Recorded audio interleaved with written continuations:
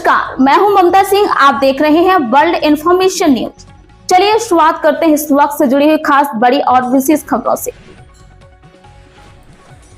किसानों के उपार्जन का भुगतान न होने के कारण किसानों में आक्रोश। वहीं बड़ी खबर जबलपुर से, जहां किसानों का भुगतान न होने के कारण किसानों में जमकर आक्रोश। गेहूं व उड़द मूंग की भुगतान एवं 2024 की धान की फसल का भुगतान लगभग 300 किसानों का अभी तक नहीं किया गया है। प्रदेश किसान संघ अध्यक्ष विवेक पटेल के नेतृत्व में किसानों ने जबलपुर कलेक्टर को ज्ञापन सौंपा।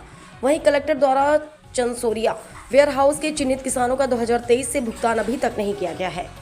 सन 2025 के रुके हुए किसानों गेहूं व मूंग का भुगतान नहीं हुआ। वहीं कार्यवाही के दौरान जबलपुर कलेक्टर के द्वारा हेराफेरी करने वाले कर्मचारियों पर कार्रवाई तो की गई और अफरा तफरी करने वाले कर्मचारियों की संपत्ति कुर्क करने के आदेश तो निकल गए, लेकिन आज दिनांक तक किसी भी कर्मचारी अधिकारियों की संपत्ति कुर्क नहीं की गई, जिसके चलते आज भी किसानों का भुगतान नहीं हुआ। किसान संघ के द्वारा लगातार कई बार उपार्जन के भुगतान को लेकर कलेक्टर कार्यालय में ज्ञापन दिया गया, लेकिन कोई समुचित कार्रवाई नहीं की गई। वहीं किसान संघ के प्रदेश अध्यक्ष विवेक पटेल ने बताया कि जल्द ही किसानों का भुगतान नहीं हुआ तो किसान संघ के द्वारा किसानों के साथ उग्र आंदोलन किया जाए। वर्ल्ड इंफॉर्मेशन न्यूज से विवेक कुमार द्विवेदी की खास रिपोर्ट। भैया आज किस तरह का ज्ञापन देने आए आप लोग यहाँ कलेक्टर कार्यालय? आज हम सब किसान पूरे ज़िले से जिन किसानों का भुगतान पिछले 2 सालों से, जैसे 2023 में चंसोरिया वेयर हाउस में किसान फंसे थे, इस बार Guruji warehouse, Narmada warehouse, अक्सुभी अक्षय वेयर हाउस, ऐसे लगभग 15 वेयर हाउस हैं जिनमें किसानों का भुगतान अभी तक रुका हुआ है। जिनमें किसानों ने अपनी धान बेची थी, गेहूँ बेची थी, उड़द और मूंग बेची थी। इन किसानों का भुगतान अभी तक शासन के द्वारा नहीं किया गया। पिछले 2 सालों से किसान लगातार कलेक्टर साहब के पास आ रहे हैं, ज्ञापन पे ज्ञापन दे रहे हैं, लेकिन अभी तक कोई सुनवाई नहीं। मुख्यमंत्री जी का भी हमने कल एक वक्तव्य सुना। उन्होंने कहा कि अगर किसानों को कोई दिक्कत होती है तो उसका जवाबदार कलेक्टर होगा। बहुत बहुत धन्यवाद मुख्यमंत्री जी। लगभग कितने किसान थे ऐसे जिनका भी भुगतान नहीं हुआ? लगभग 370 किसान हैं जिनकी लिस्ट अभी हमारे पास है, और हम सब किसान लगातार 8-9 बार यहाँ ज्ञापन दे चुके हैं, लेकिन अभी तक कोई कार्रवाई नहीं की गई। क्या वजह क्या है जो पेमेंट नहीं हुआ? अलग अलग वजह है। कुछ वेयर हाउसों में माल शॉर्टेज हो गया, जिसमें सोसाइटी के कुछ कर्मचारियों पर FIR हुई और वो जेल भी गए, लेकिन इसमें किसानों का क्या दोष है? किसान तो बेचारे गरीब किसान हैं, उन किसानों का भुगतान नहीं हुआ, उनकी आर्थिक स्थिति बहुत ख़राब हो गई है।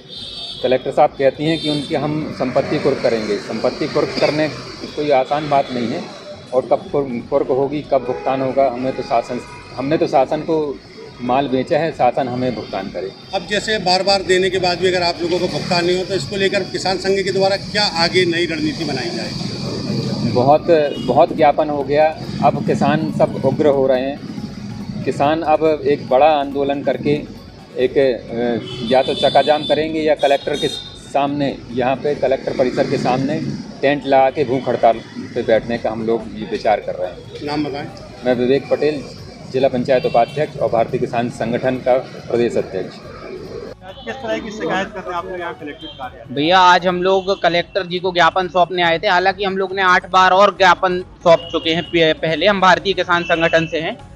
हम लोग ने 8 बार और कलेक्टर साहब को ज्ञापन सौंपा है, परंतु कोई निराकरण नहीं हुआ। इस बार भी हम लोग ने किसानों की धान, गेहूं और अभी जो मूंग की खरीदी हुई है उसका भी भुगतान जो लंबित है, उस विषय में कलेक्टर साहब को ज्ञापन सौंपा है।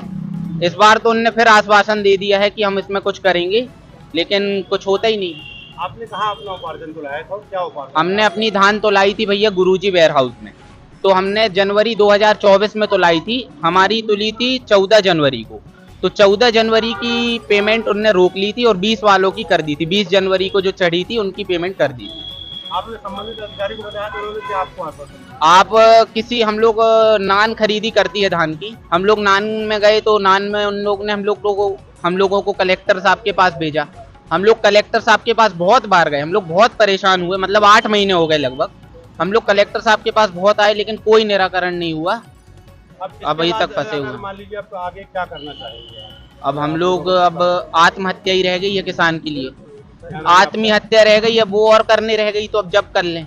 क्या नाम है आपका? मेरा नाम चौधरी अमन सिंह है। मैं ग्राम उजरौड़ का निवासी हूँ। अच्छा, कुछ पेमेंट ऐसी है सर जो ई-केवाईसी की वजह से प्रॉब्लम हुई थी, जो लौट के गए। तो वो तो ऑफलाइन करने में आगे लेकिन अभी तक कुछ हुआ नहीं है उसका। मैं खुद उसका साक्षी हूँ।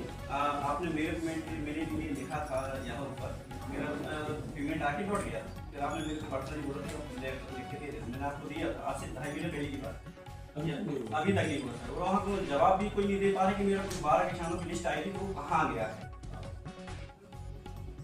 डीएम सर है, पाटिल सर, उनसे मेरी बात हुई, बोला कि वहाँ पे ये नॉर्मल बात भी मुझे बोलते हम यहाँ जो अभी भी मैडम है महाराष्ट्र, वो अभी तक कोई जवाब नहीं दे पा रही है।